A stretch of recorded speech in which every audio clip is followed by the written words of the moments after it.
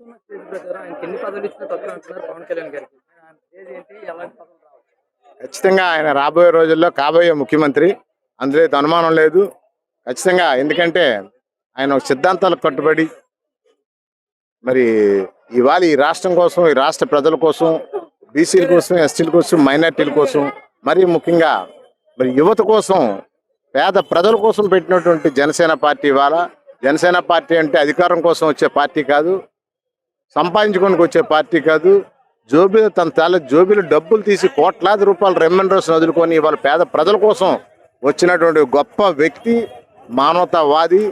మరి ప్రతి ఒక్కరూ ఆయన్ని ఆదర్శంగా తీసుకొని పవన్ కళ్యాణ్ గారిని మనం ప్రతి ఒక్కరు కూడా అభినందించాలి, ఆశీర్వదించాలి. రానున్న రోజుల్లో ముఖ్యమంత్రిగా మనం చూసిన నాడే ఈ రాష్ట్రం బాగుపడితే ఇంకా అభివృద్ధి చెందుతుందని ఈ సందర్భంగా తెలియజేసుకుంటూ, మరి ఈరోజు ముఖ్యంగా నా తాలూకు జీవితంలో చాలా శుభదినం, చాలా సంతోషకరమైన రోజు. ఎందుకంటే నేను ఎన్నో దశాబ్దాలుగా కలలు కంటున్నట్టు నా శివాలయం కట్టుకోవడం నా కోరిక. అది ఆ భగవంతుడు నాకు వరంగా ఇవ్వటం చాలా ఆనందం.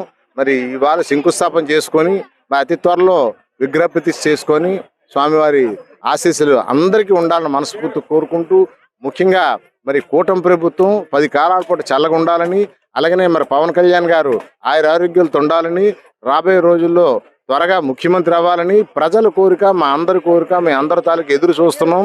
అలాగనే ముఖ్యంగా ఏపీలోనే కాకుండా తెలంగాణలో కూడా చూడొచ్చు మనం. తప్పకుండా. ఎందుకంటే మీరు ఇవాళ తెలుగు రాష్ట్రాలు 2 రాష్ట్రాల్లో ఎక్కడైనా అవ్వచ్చు, అక్కడైనా అవ్వచ్చు, గ్యారంటీ. అందులో అయితే ముఖ్యమంత్రి అవ్వడం మాత్రం ఖచ్చితంగా ఖాయం.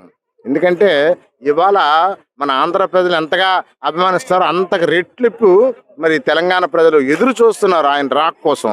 ఆయన రావాలని కోరుకుంటున్నారు. రేపు రానున్న రోజుల్లో ఖచ్చితంగా మాకైతే అదే అనిపిస్తుంది.